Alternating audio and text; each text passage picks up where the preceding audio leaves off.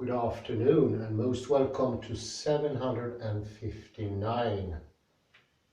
I'm presently south of Gothenburg in Lindome, somewhat 20 kilometers from there.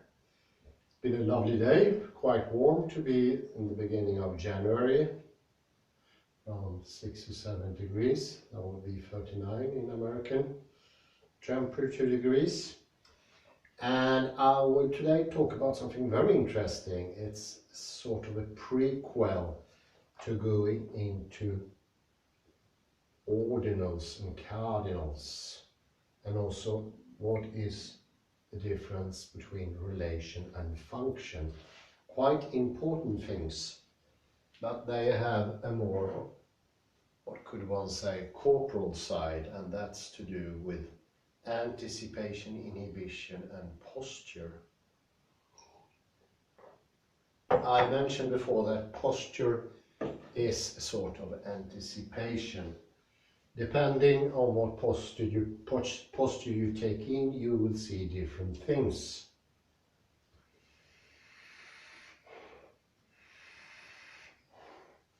And it will make you able to do different things successfully or not that successfully. And this is a study summary from Andrew McCann. It was published in 2019 in the Journal of Human Movement Science.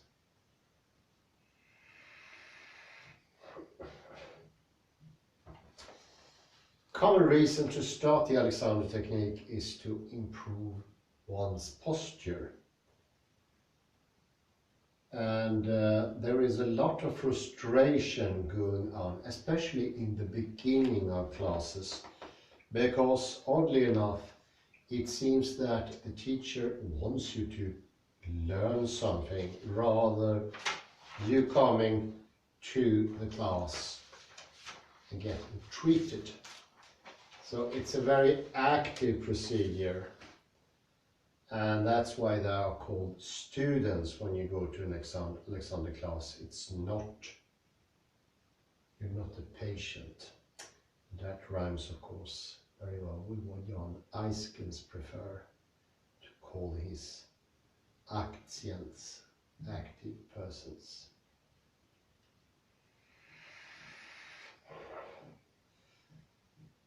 Well, we have something that's very common today, and that's a forward head posture.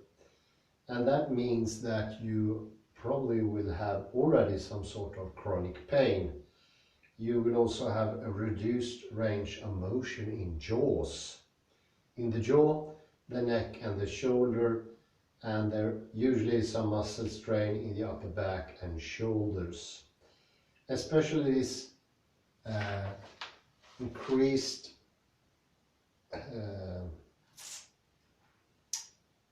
tension in jaw is very obvious today. You hear often people speak in a voice that is quite flat, and the tensed jaw does have a significant effect on the tone of the voice. This flat voice is not very pleasurable to listen to.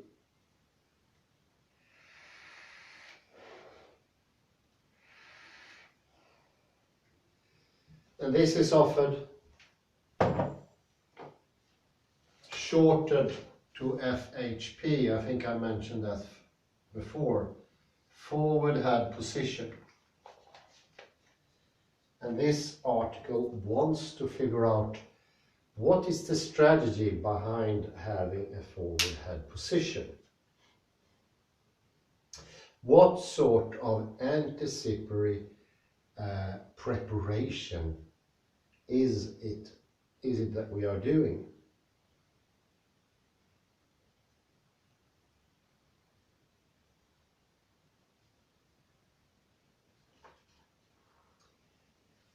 We now think it's not a static problem, it's not enough to adjust, it's rather a dynamical problem, and it engages how we solve problems.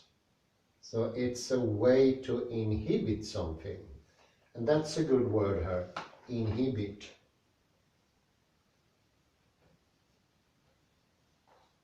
By inhibition we can do things, and there are a graded scale of better inhibitions or more harmful inhibitions. The best one are the most delightful one, the one who's not so sturdy, much less in the tendency of stopping oneself forcefully. The softer you can stop yourself, the better it is. And we can see the forward head position as a rather brutish way of stopping yourself from doing stuff.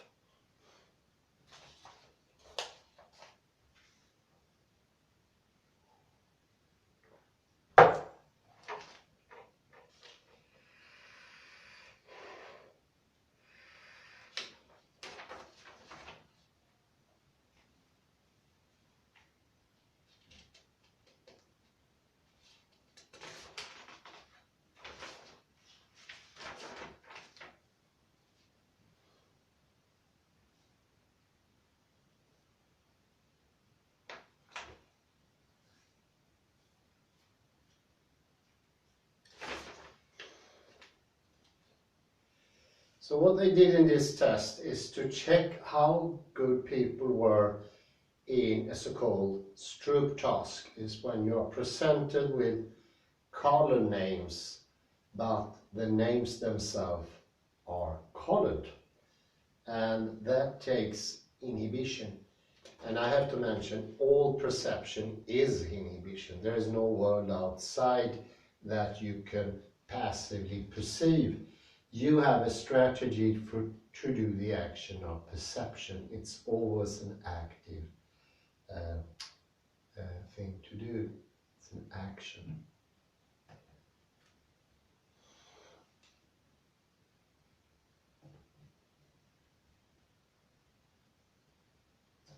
There is another task which I'll also mention, and it's called the no-go task.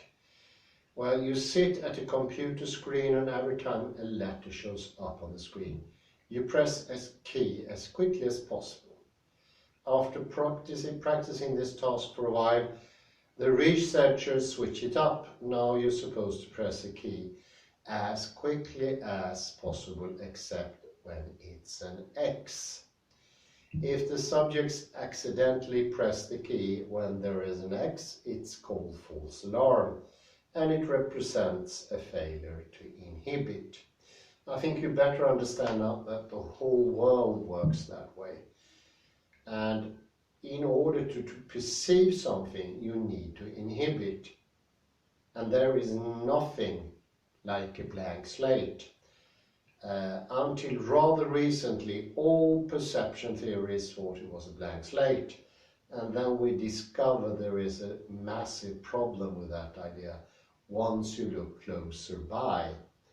That idea is completely abandoned now, and I think it's one of those ideas that will never ever come back, because its cause was just not thinking about it.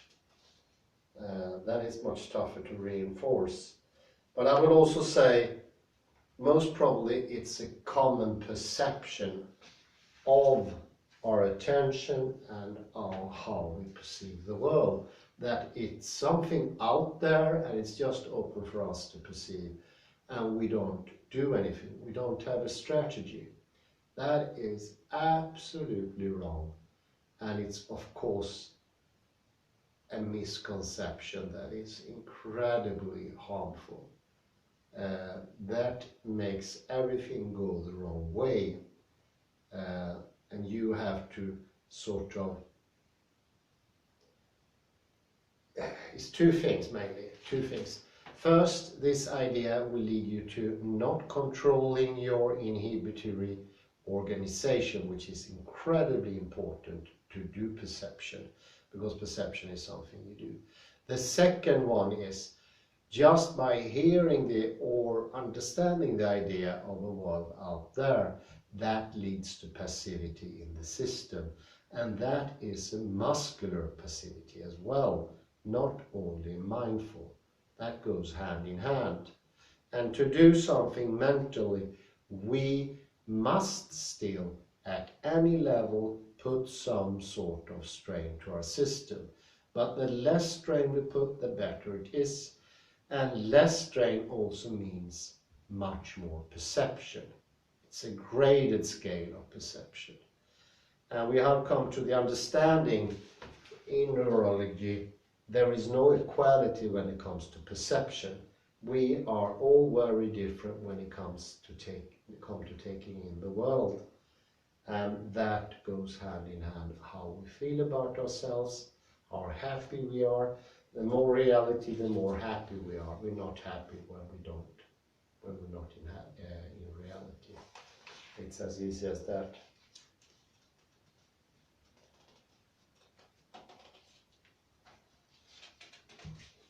So we have two different tasks. The Stroop task, that's the color, when you have to name the color correctly, and either ignore what color is the letters in the word, or you're supposed to name the color of the letters. There are two different tasks there. And the faster you complete either task, the go or the go/no-go test, or the Stroop task, the fewer false alarms or errors you make, the better is your inhibitory control. Well, what did the researchers find in this investigation?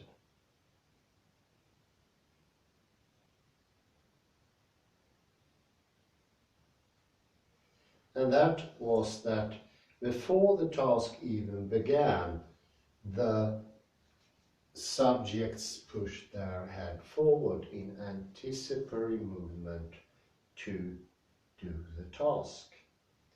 Some subjects had more habitual head forward posture, HFP.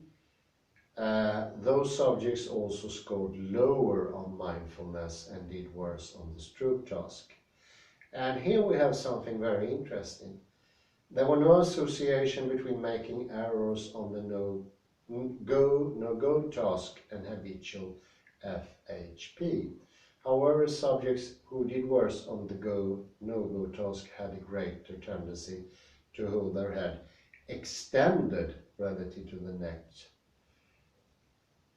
And the worse they did on the no-go, the more they shortened their necks when anticipating the movement while carrying the tray. So there seems to be two different strands of inhibition. One is the forward head position, but we also seem to have one there we sort of try to extend our neck like this. That's a completely different type of anticipatory position.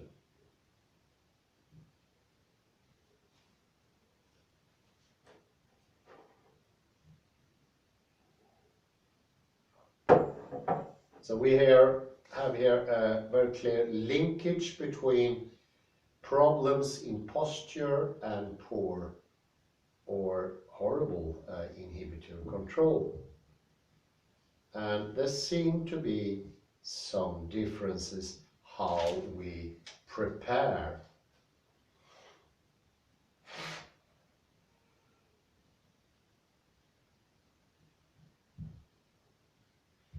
And what we could say is that in the no-go position, there is a bit different, because that's a reactive inhibition. A kind of inhibition you use when you need to suddenly change course in the middle of an activity. So you start doing something, whereas the Stroop is something that is more proactive. You decide before the test start not to take active part in an action directly. And the very interesting thing is that the reactive and proactive inhibition could manifest differently in posture and movement. And now to the connection to ordinals and cardinals. And I noticed, first I have to mention what I noticed in myself. And that is, if I do have forward head position, it's very hard to make a clear difference between ordinals and cardinals. It seemed to be very dependent. The more reactive I get, the lesser I see a difference between ordinals and cardinals. They seem to get confused. There is an English word, obfuscated. I think that's very correct.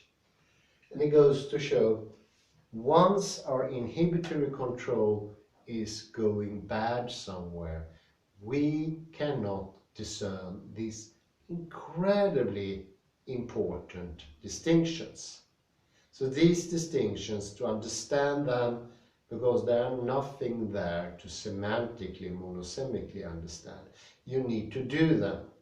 And in order to do them, what affects your possibility of understanding them is your inhibitory control, because that's what they are doing.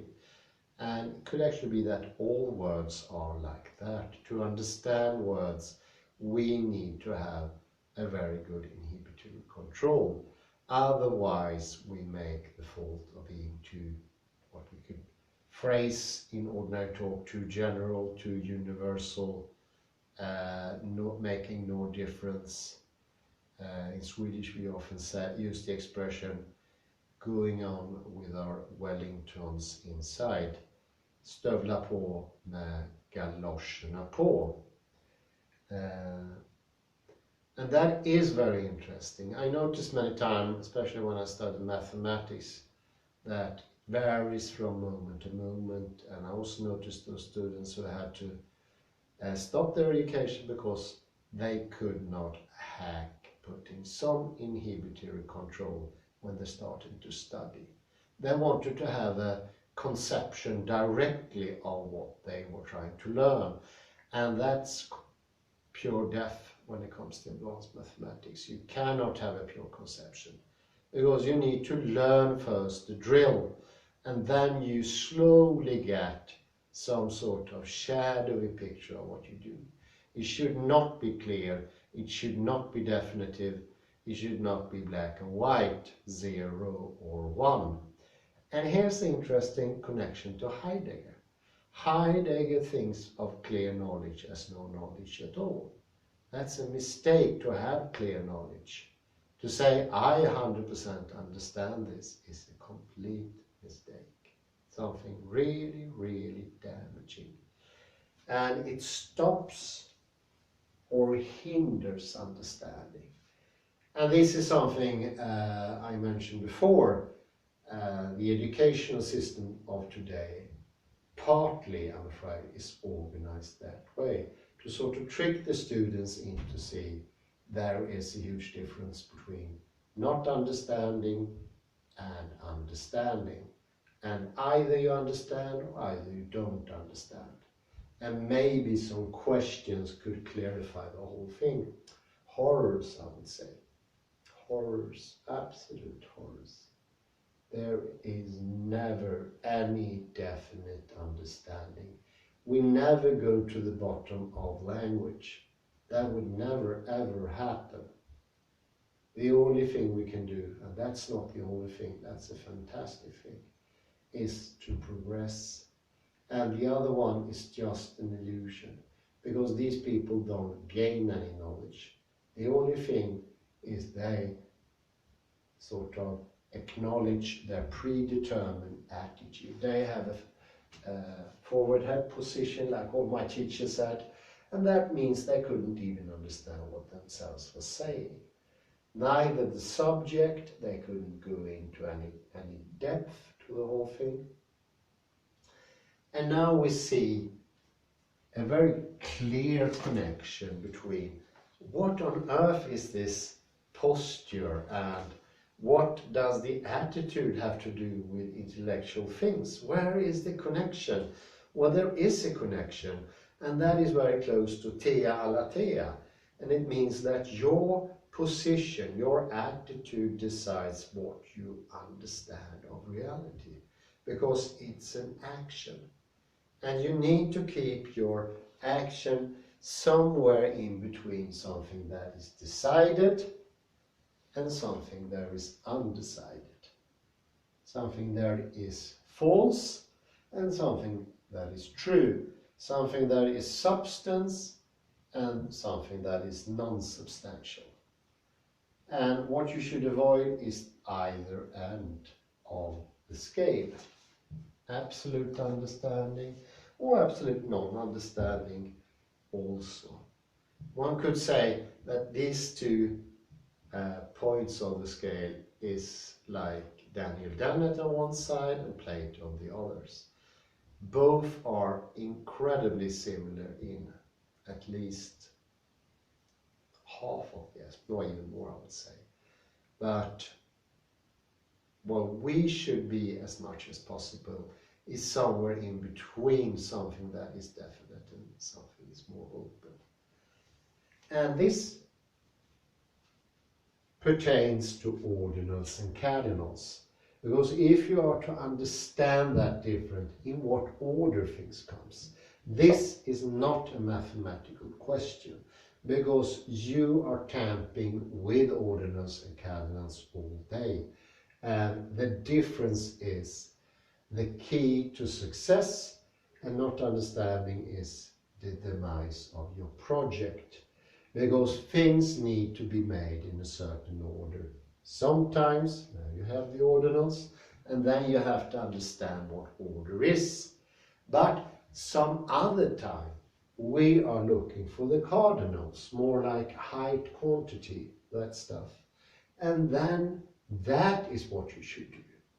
Do not confound them, because the odd thing, they look the same from one perspective. 1, 2, 3, 4, 5. And there is no, I can't put any helpers here to show that it's ordinals rather than cardinals. And here we also have the problem to understand the difference between relation and function. And this is either any logical question or mathematical, because this is something that many philosophers are talking about.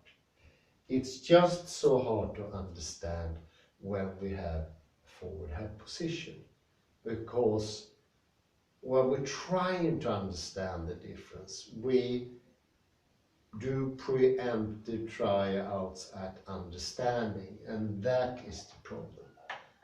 We try to understand too early, and that is the problem. Once you understand, so to speak, there is no going back. If you understood the whole thing as this, you laid a position. By sheer understanding could be very hard to change. And one example of that is studied now and been studied for a while now is the problem of dyslexia. Dyslexia is a problem of order. In what order should you do things? And they understand how words work in a way that's wrong. And you can't tell them to correct that, because they're so young they don't really understand that there are two ways of doing it, the whole thing. So it's nothing that can be sort of explained to them. But I see tendency, people are starting finding out other ways of showing this, or letting the students trying out different things, so they can see the difference, how you understand something. And what you should avoid is seeing the whole word before you spell it. That is the danger. You skip a step, and that skipping of step is very, very hard to adjust or correct once it's done. Once the understanding is in place that this is what I do when I understand words or language or written language, then you are a little bit locked in a corner. You can't really go back to the spelling season. But once the spelling is established, on the other hand, if you do it correctly, you can do the word pictures, and you don't even have to spell the words anymore. You just see the picture of the word, and that's actually how we read most people. You just see the word and then you read it, and it's it. But before that you need to spell it. That's very important. Isn't it that interesting? In the end it's the same, but it's how you learn it which is the most important. And that goes back to cardinal and ordinal. Cardinal stands for height, width, quantity, and ordinals is this very most important. In what order should I do something? And it goes the same with the back. It's tempting to start to do the specific thing. If I'm going to do something with my body, it's so tempting to do the specific thing, so I start in the wrong order. I start with a specific thing, and then I'm trying to extend my back. But all movement, no matter if it's an invertebrate, vertebrate, snail, octopus, snake, lion, they all extend before they do the particular with the perpendicular limbs. Always extend first, and then you do the particular things. And one can now wonder, how come human beings are so much worse than animals? Well, it's because we have an advantage. That's the free head. On top of the body we have a completely free head. It can do whatever it wants, and that goes for much more possibilities in positional attitudes. Something that the lion or tiger doesn't have. We can go in so many more directions. This freedom has an inherent weakness, a possible weakness, and it's that you could start to preempt things. One could say animals are more like locomotives. They cannot do anything in a different order. First you have the dragging wagon, the locomotive, and then you have the coal wagon, and then you have the passenger wagon, and then you have the cargo wagon. It cannot be changed. That is mostly an advantage when it comes to the movement of the train. But in some instances, maybe you want to do it differently, then you can't do it. But when it comes to human beings, it's much more like an, what could we say, like a helicopter. It can be done in so many different ways. We don't have to follow rules in the same way because the system is opener. And this more bigger openness can actually lead to some sort of fixed position for everything, and that is one forward head position. You could almost say, this is not 100% correct, but it will probably be helpful in the understanding. By putting your head in forward head position, you will do yourself more like a locomotive and a train line. You will be fixed in advance. Otherwise, the openness of possibilities is just too great for you and you can't hack it. And that's a pity, because this openness can actually lead to so many interesting developments that's either is not possible with that fixed forward head position, or can be made possible with new things can actually be made possible by a more openness. And we need this. This is not something we should get rid of. Anticipation and inhibition are absolutely vital. But we can loosen it up a bit. The attitude I have in front of doing something can be looser, doesn't have to be so strict, and it's a matter of levels. And for each level, things will look a little bit different. And here, I cannot press enough, the order is of immense importance. It's so important how you understand it, in which order. Understand it in the wrong order, and it's very, very hard to go back. An impression is already made. And to give an example, classical physics has that problem because it establishes different things without explaining them. And then you customize your system to accept unspoken truths, empty areas where there is no knowledge. And thereby it becomes self-evident to accept the idea of empty space. And once that thing is established, it will be sort of self-confirming. So you have an advantage point, you have a sort of forward head position that will acknowledge that empty space is what exists. And in the end, it's very hard to tell if it's the egg or the hen that came first, chicken or the egg.